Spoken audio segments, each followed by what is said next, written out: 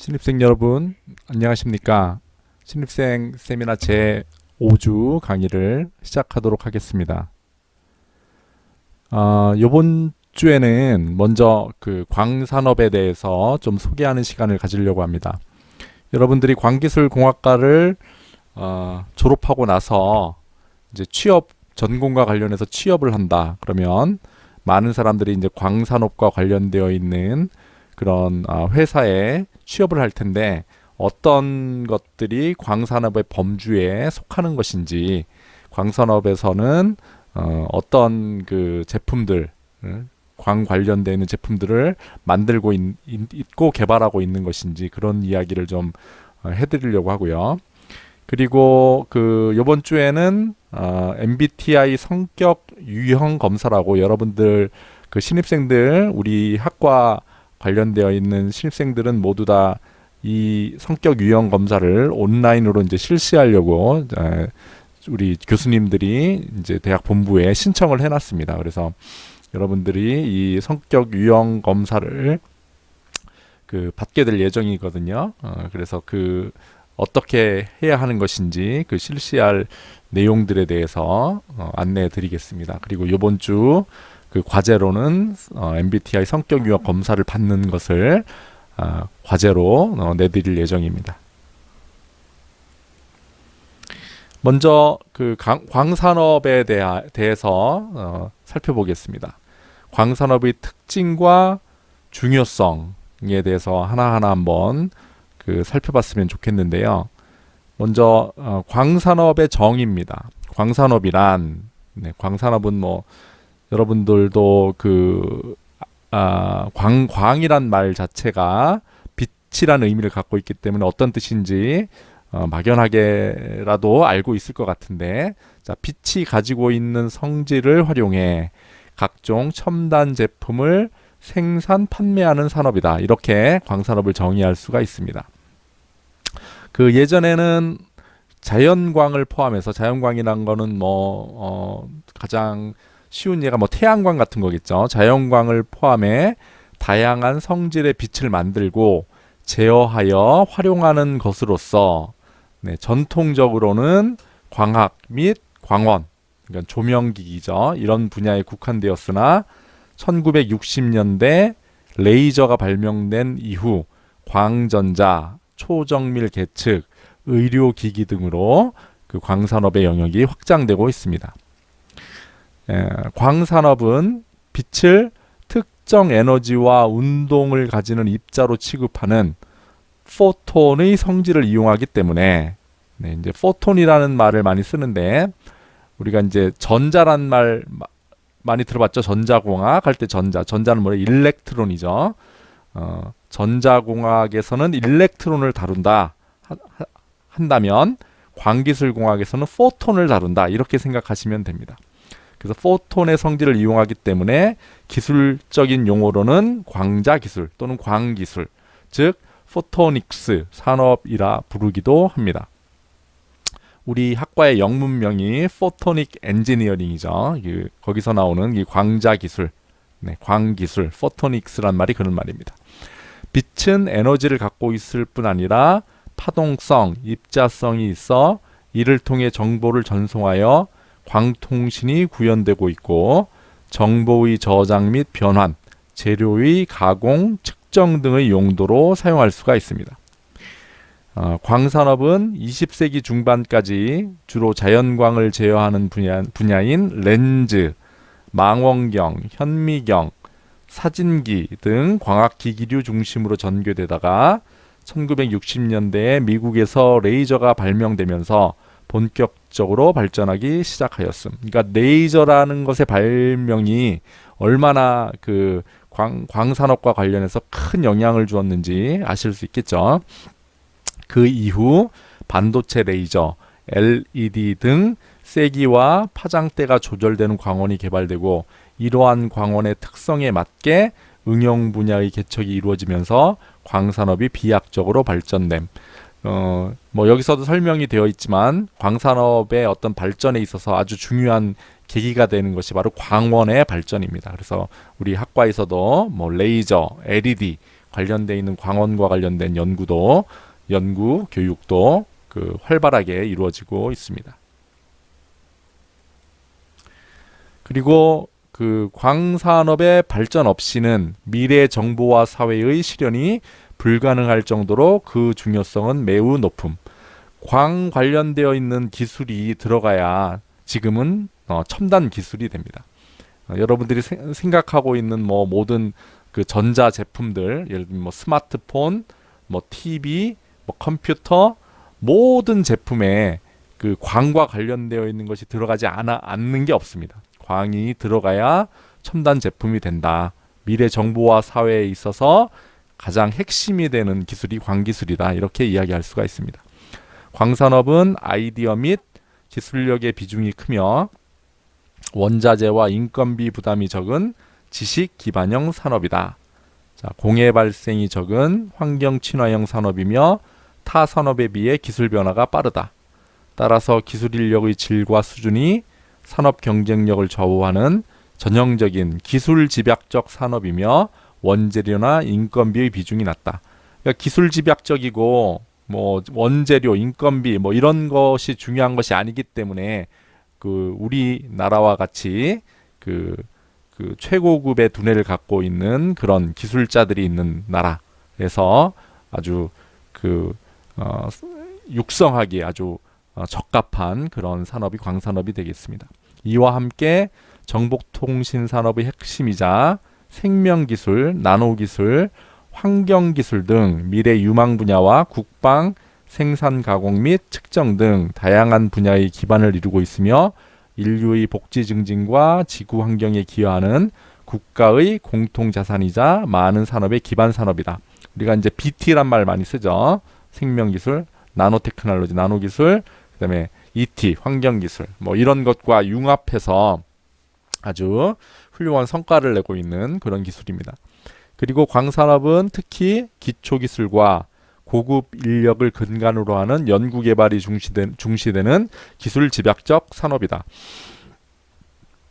사실은 이제 학부만 졸업하고 취업을 할 수도 있지만 우리 학과에서는 대학원 진학을 되게 장려합니다. 그래서 석사 과정을 마치고 또는 박사 과정을 마치고 연구 개발을 할 수 있는 그런 인력도 우리가 중요하게 생각을 하고 있습니다.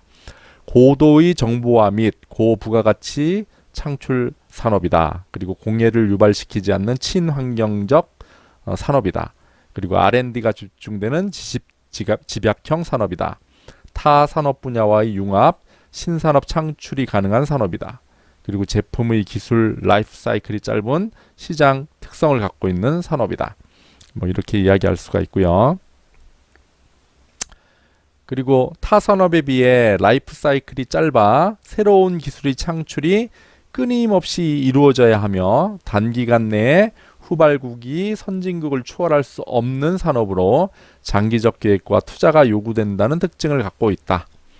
그리고 범용 제품의 대량 생산보다는 기술적, 산업적 수요에 적합한 주문형 생산 방식이 필요하며 업체 간 연계와 협력에 의해 시너지를 극대화시킬 수 있기 때문에 기동성 있는 벤처 중소기업의 역할을 중시한다.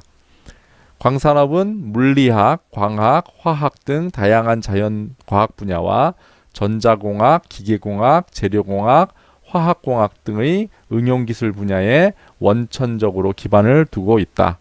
응용 분야가 다양한 만큼 한 분야만의 강점으로는 완전한 성공을 거둘 수 없는 복합산업으로 체계적이고 전략적인 육성이 이루어져야 한다. 이게 이제 광산업의 아주 특징과 중요성을 요약하는 문장인데요. 우리 학과 같은 경우에도 물리학 중에 광학을 전공하신 교수님, 그 다음에 자연과학 중에 이제 정보통신과 관련된 걸 전공하신 교수님, 그 다음에 기계공학 전공하신 교수님, 그 다음에 화학공학, 재료공학 이 두 분야를 같이 전공하신 교수님, 이런 교수님들이 우리 학과의 전임 교수님들로 다 참여하고 있습니다.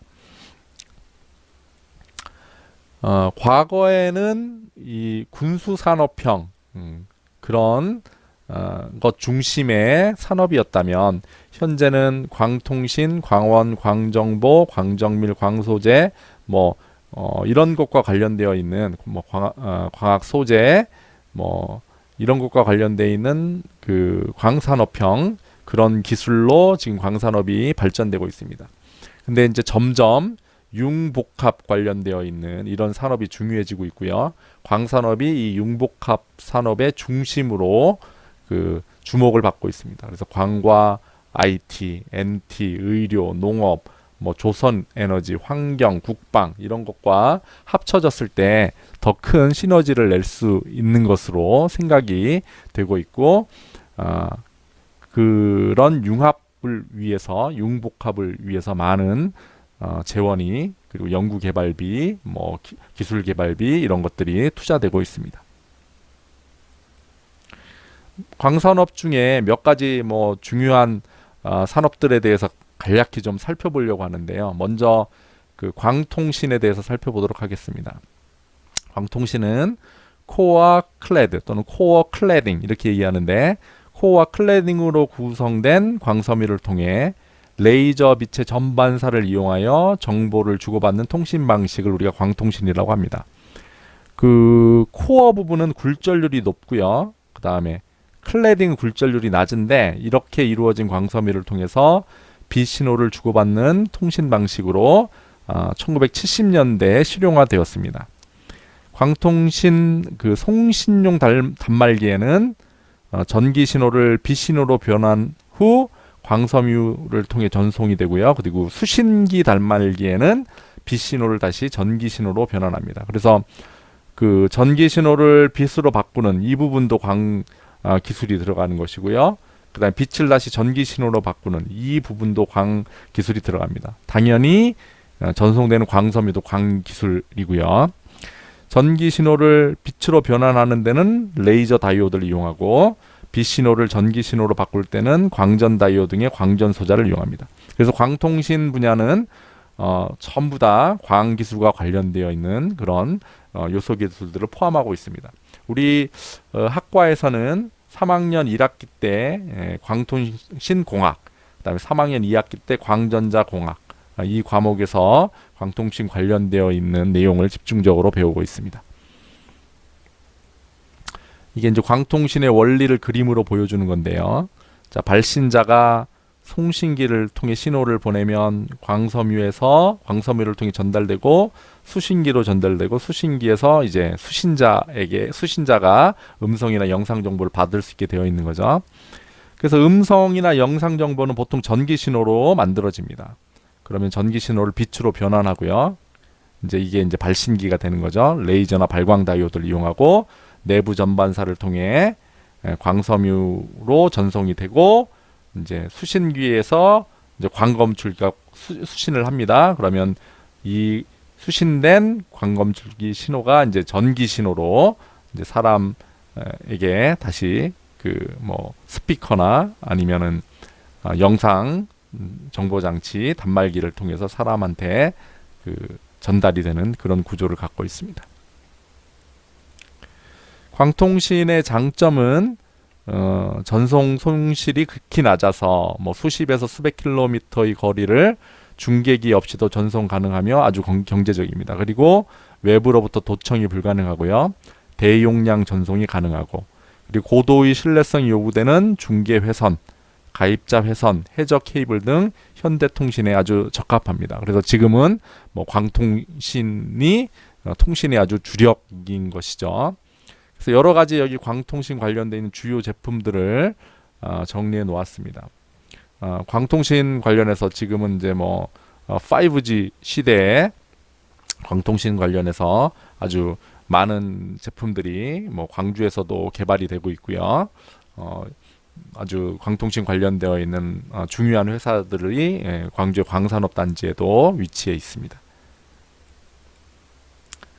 다양한 광통신 부품 사진이고요. 그리고 광원 및 광전 소자에 대해서 잠깐 살펴보겠습니다. 광산업에 포함되는 광원은 이제 반도체 광원, 뭐 LED 또는 방전용 광원 또는 특수 광원 뭐 이런 게 있습니다.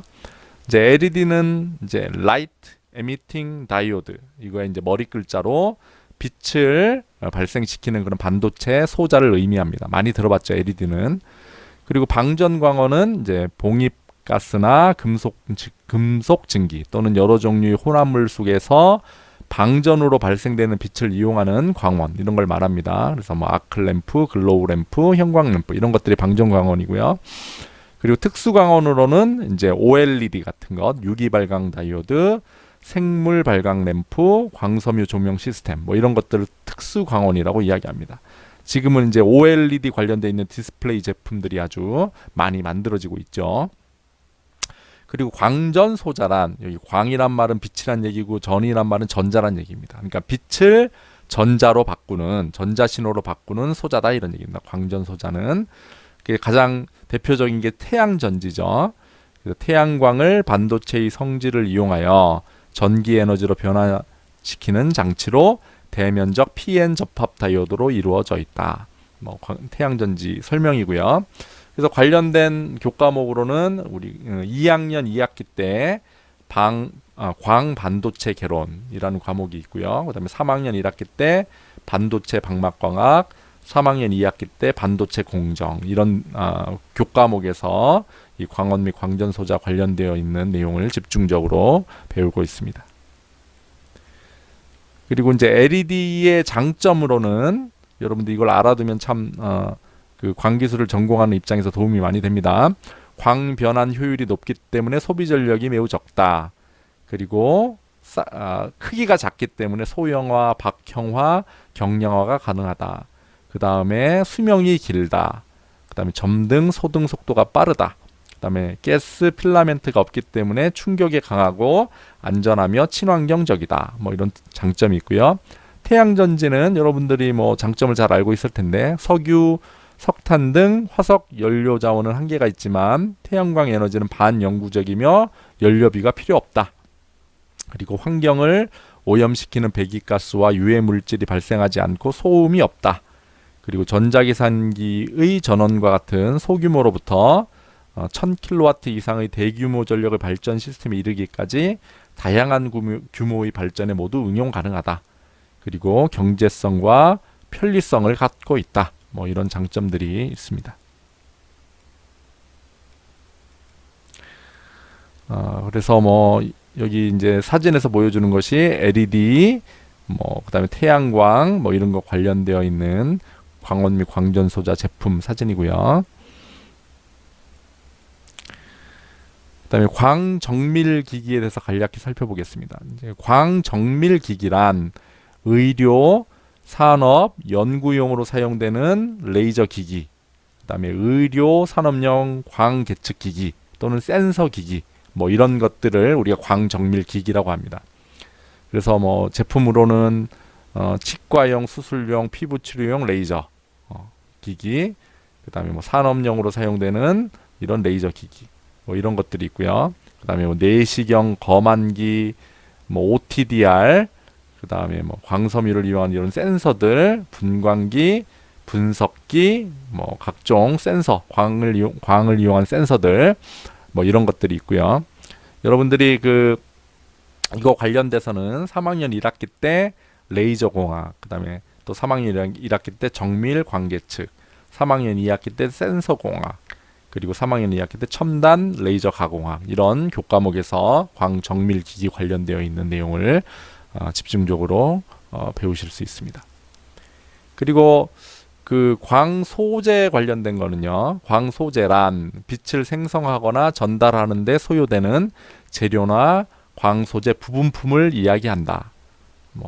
그래서 뭐 레이저용 유리나 그다음에 그 광학 결정, 전기 광학 결정, 레이저 결정, 뭐 대규경 광섬유, 번들형 광섬유, 뭐 플라스틱 광섬유, 비구면 렌즈, 뭐 이런 반사경, 뭐 이런 것들이 이제 광소재 제품인데요.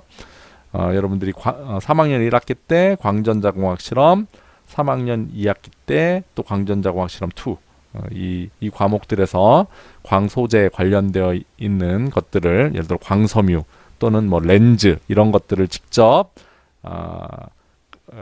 다루면서 그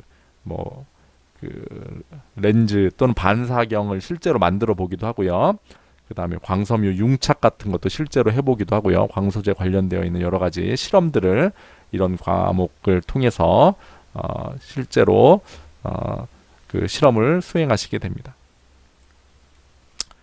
그리고 광정보기기 관련되어 있는 산업은요, 이런 제품들과 관련되어 있습니다. 자, 광정보기기란 광을 이용하여 데이터를 저장, 입출력 및 반복 1회 저장할 수 있는 매체다.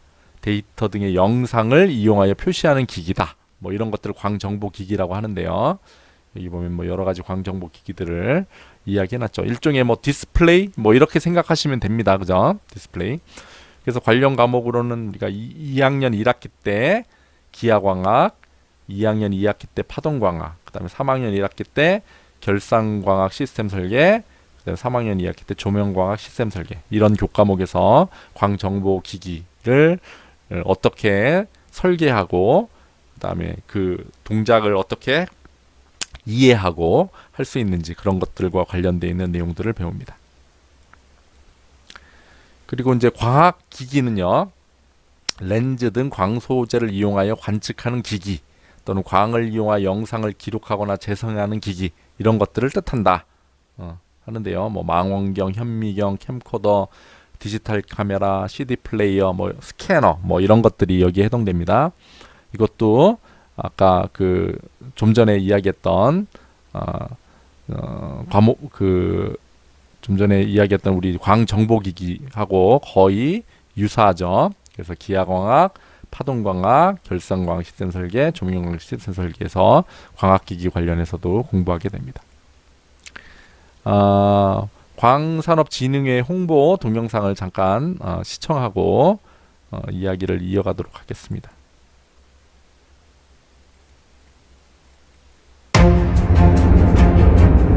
(21세기) 융합기술을 선도하는 광주 광산업. 변화, 그것은 누군가의 도전에서 시작되었습니다.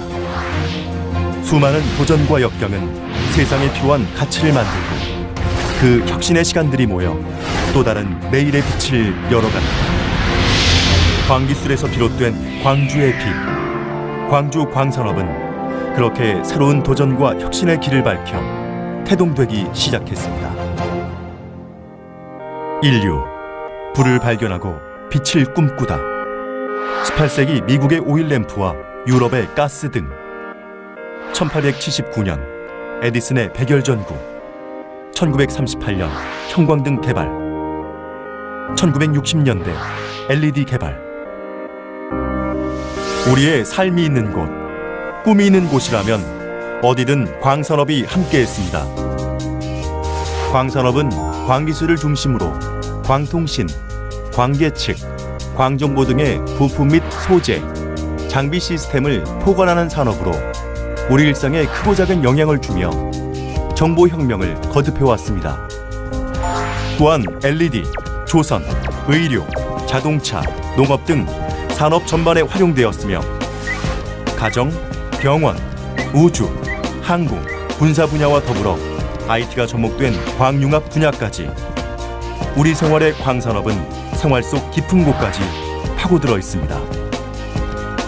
대한민국의 광산업은 광주를 중심으로 새로운 천년을 맞는 빛의 도시로서의 육성을 위해 지역적 전략 산업으로 광산업을 선정하고 광산업 육성 및 집적화 계획을 단계별로 추진해 왔습니다.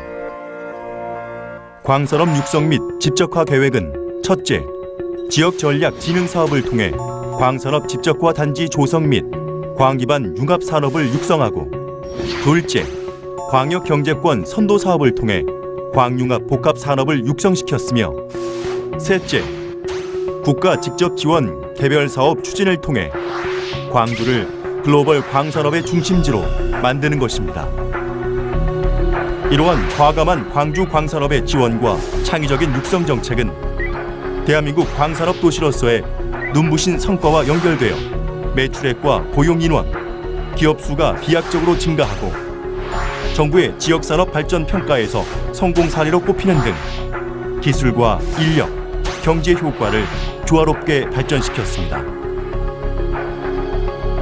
광주의 광산업이 조성된 이후 정부의 지속적인 육성과 지원으로 광주에는 연구, 생산, 교육 등 자족 기능이 확보된 광산업 클러스터가 조성되었습니다. 기업과 연구기관이 더 창의적으로 일할 수 있게 하고 더 새로운 기술과 제품으로 전 세계에서 활약할 수 있게 된 것은 광주시와 대학, 연구 지원기관 등이 공동으로 노력한 결과였습니다. 광주 광산업은 그동안 육성을 통해 얻은 경험과 지혜를 바탕으로 다시 한번 도약을 꿈꾸고 있고 더 큰 꿈을 위한 도전으로 광주 광산업은 성공적인 미래를 열어갈 것입니다. 21세기를 주도할 핵심 선도 산업인 광산업. 광주 광산업은 정부의 과감한 육성 정책으로 세계 시장에 대한민국의 광산업을 알릴 수 있는 교두보를 마련하였습니다. 현재 광주 광산업은 LED 조명 산업과 더불어 광통신, 광학 부품 렌즈, OLED 조명 등 광융합 성장 동력 산업 발굴 및 육성 정책을 통하여 광산업 기반을 넓혀가고 있고 다양한 분야에서 해외 판로 개척 지원과 수출 주도형 산업화 지원을 아끼지 않고 있습니다.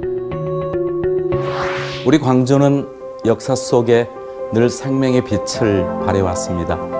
광산업을 통한 과학으로서의 빛, 너무도 광주하고 일치하는 자랑스러운 고장입니다.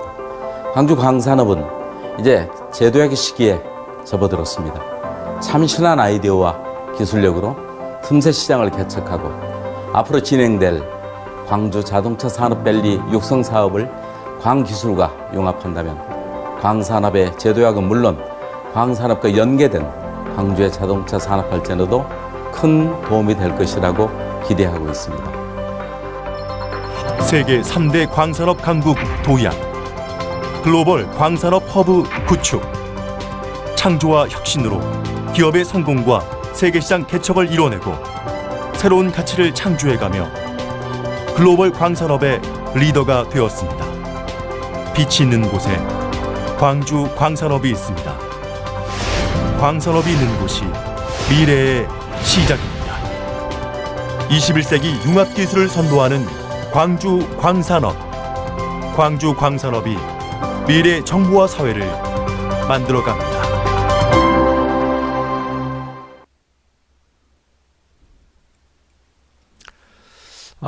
이제 광기술공학과 교육과정은 지난번에 한번 보여드렸죠. 그리고 오늘 이제 광산업과 관련해서 중요한 몇 가지 과목들을 또 설명을 드렸는데요. 거기서 빠진 과목들을 몇 개 더 이제 소개해 드리겠습니다. 우리 학과에서 또 중요하게 배우는 것이 전자, 전기, 전자 관련되어 있는 그런 과목들입니다. 그래서 2학년 1학기 때 전기전자 회로 실험, 그다음에 2학기 때 디지털 회로 실험, 그리고 2학년 1학기 때 전자 회로, 2학기 때 디지털 공학 관련되어 있는 이게 전자공학 관련된 전기전자공학 관련된 기본 과목들을 배우고요. 그리고 그 광전자공학 실험에서 이제 전자회로 관련되어 있는 그 시뮬레이션과 관련되어 있는 피스파이스라는 그런 시뮬레이션 프로그램에 대해서 공부하게 됩니다. 그리고 이제 3학년 2학기 때 그 전기 또는 전자공학의 기본이 되는 이제 전기자기학이라는 과목을 배우게 됩니다. 그래서 이 과목들이 이제 전기, 전자 관련되어 있는 중요한 과목이고요. 그리고 이제 2학년 1학기 때 광학기기 제어라는 과목을 배우는데 이거는 이제 하드웨어를 컨트롤하는 제어하는 그런 것들에 대해서 배웁니다. 그래서 랩뷰라는 프로그램을 통해서 그런 것들을 할 수 있도록 배우고 있고요. 그리고 이제 3학년 1학기 때는 이제 전산광학이라는 과목에서 이제 매트랩이라는 공학 그 분석용 소프트웨어를 배웁니다. 그래서 우리가 여러 가지 광학과 관련되어 있는 어떤 연산 또는 뭐 프로그래밍 이런 것들을 해보면서 그 계산을 통해서 광학적 현상을 이해하는 그런 능력을 배우고요. 그리고 이제 3학년 2학기 때 광기구 캐드 실습이라는 교과목이 있습니다. 그래서 여기서는 이제 3D 캐드, 우리가 이제 광학 부품을 만들던 아니면 시스템을 만들던 전부 다 이 캐드로 실제로 3D 모양을 우리가 실제로 구현을 해야 되거든요. 그래서 이제 그 3D CAD 우리가 솔리드웍스라는 프로그램을 주로 사용하는데 그 3D CAD를 할 수 있는 그런 이 실습을 통해서 그런 능력을 키우고 있습니다. 그 외에 이제 다른 교과목들도 다 이제 중요한데 모두 다 우리 광 관련되어 있는 그런 능력들을 여러분들이 그 뭐 기초적인 것부터 그다음에 실험 실습 설계 아주 고차원적인 것까지 다룰 수 있도록 교과 과정이 구성이 되어 있습니다. 요번 주에 이제 MBTI 성격 유형 검사를 한다고 잠깐 말씀을 드렸죠. 그 MBTI 그 성격 유형 검사에 대해서 간략하게 말씀을 드리면요. 네 가지 어떤 선호 경향에 대해서 여러분들이 어떤 경향을 갖고 있는지 이런 걸 판단을 합니다. 그러니까 예를 들어서 뭐 외향적이냐 내향적이냐, 감각적이냐 직관적이냐, 뭐 사고적이냐 감정적이냐, 뭐 판단적이냐 인식적이냐, 뭐 이런 것들을 이용하면 각각의 선호 경향 중에 하나씩이 만들어지면 몇 가지 그 특성들이 나올까요?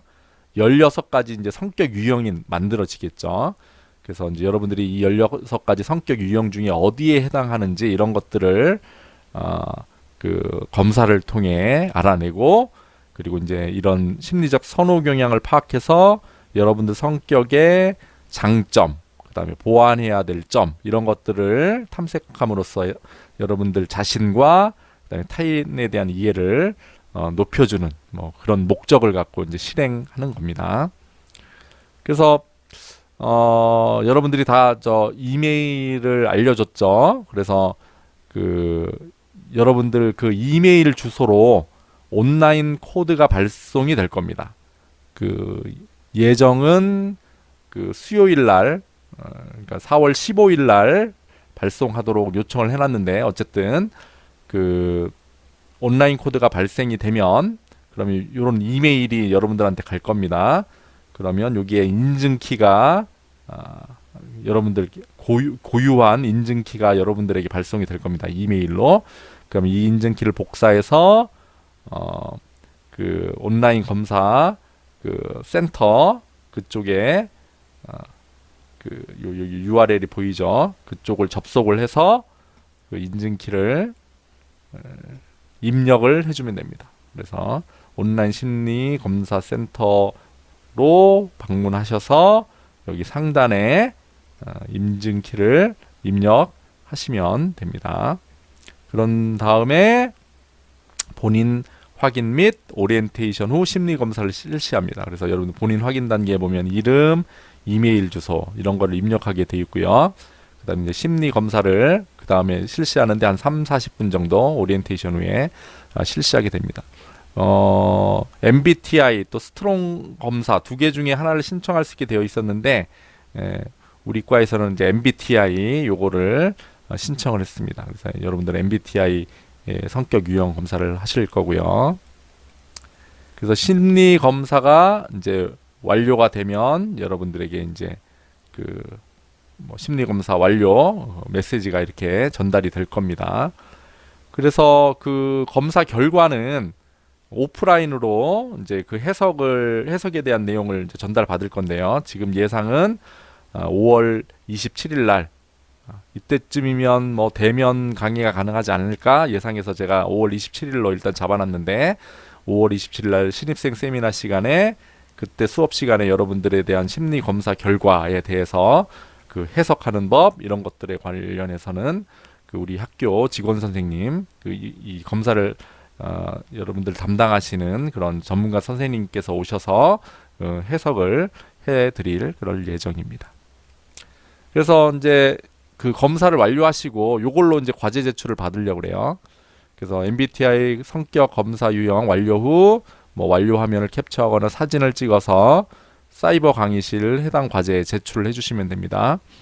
그 안내 이메일을 받은 다음에 이게 일주일 안에 꼭 검사가 진행되어야 한다고 합니다. 기간을 많이 드릴 수가 없어서 지금 4월 15일 날 발송할 그런 예정인데요. 그래서 좀 안전하게 하기 위해서 제가 4월 21일까지 검사 완료하고 과제를 제출해 줄 것을 여러분들에게 부탁을 드립니다. 4월 21일까지 꼭 검사를 완료하시고 과제를 제출해 주세요. 이게 이제 검사 비용을 학교에서 검사해 주는 기관에 이게 비용을 지출을 합니다. 그래서 물론 뭐 이 검사 비용 지출하는 거 다 여러분들 등록금에서 나온 거죠. 그런데 이제 이게 모든 학생이 다 할 수 있는 건 아니고요. 지금 몇 학과들만 거의 선착순으로 지금 신청을 받아서 하고 있는데, 다행히도 우리 학과는 선착순 안에 들어서 여러분들이 이 검사를 받을 수 있게 된 겁니다. 그래서 검사 비용을 지출하는 거기 때문에 진지하게 검사에 임해 주시고, 분명히 이 검사 결과 해석 내용이 여러분들의 나중에 이제 여러분들 성격에 대해서 장단점을 할 수 있도록 도와주기 때문에 나중에 이제 어떤 목표를 설정하거나 여러분들이 대인 관계를 어떻게 해야 하거나 하는 것에 대해서 분명히 도움을 줄 수 있을 것이라고 생각합니다.